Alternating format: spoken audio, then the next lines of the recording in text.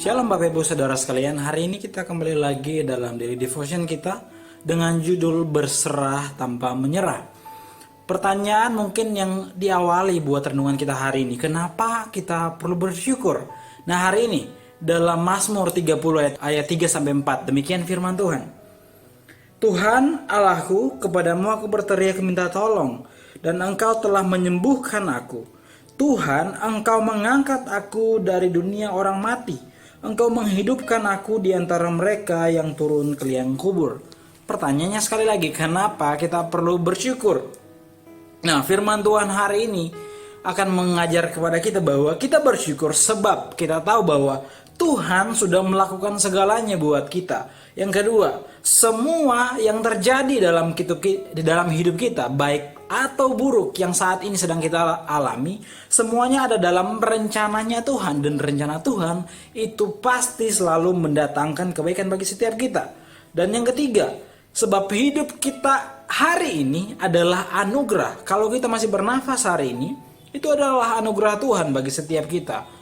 Itu adalah alasan-alasan kita untuk bersyukur. Selanjutnya, kenapa kita perlu bersyukur? Sebab kita bisa apa kalau nggak bersyukur?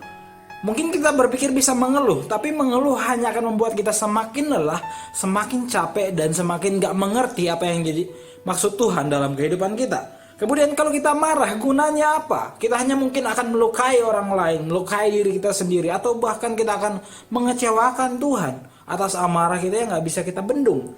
Kemudian yang ketiga, menyerah.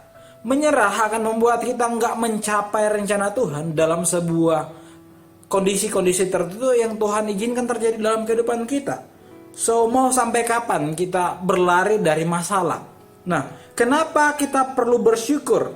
Ini pertanyaan yang diulang-ulang supaya kita bisa merenungkan dan mempertanyakan kembali kenapa kita perlu bersyukur. Sebab bersyukur itu berarti berserah tanpa menyerah. Itu artinya kita membiarkan Tuhan atau mengizinkan Tuhan melakukan bagiannya dalam kehidupan kita. Dalam segala situasi yang terjadi kita memohon kepada Tuhan. Kita berserah kepada Tuhan. Dan ketika kita tidak menyerah, itu berarti kita tetap berjuang melakukan tanggung jawab kita. Berjuang menyelesaikan apa yang menjadi bagian kita untuk kita selesaikan. Itu artinya ada kerjasama antara Tuhan dengan kita sendiri. Tuhan melakukan bagiannya dan kita menyelesaikan tanggung jawab kita. Bersyukur juga adalah tanda bahwa kita berterima kasih atas semua hal yang Tuhan izinkan terjadi dalam kehidupan kita.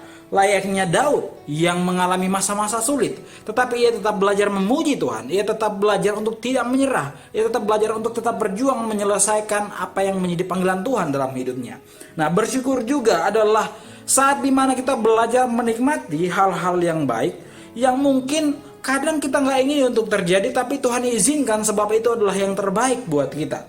Kemudian yang terakhir, ketika kita bersyukur, kita juga belajar memahami isi hati Tuhan dengan belajar memuji akan kebesarannya.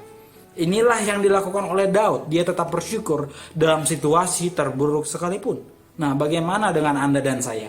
Maukah kita tetap bersyukur di saat-saat tersulit sekalipun dalam kehidupan kita? Amin, kebenaran firman Tuhan. Kiranya kita menjadi orang yang tetap mengandalkan Tuhan, yang tetap bersyukur atas setiap rencana Tuhan dalam segala hal yang terjadi dalam kehidupan kita. Mari kita berdoa.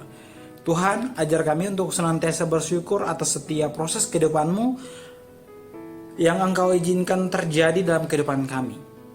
Ini hidup kami Tuhan dengan proses-proses segala sesuatunya yang membuat kami belajar untuk terus bertumbuh. Dalam nama-Mu kami berdoa. Biar kiranya Engkau terus menguatkan kami. Amin. Tuhan Yesus memberkati kita semua.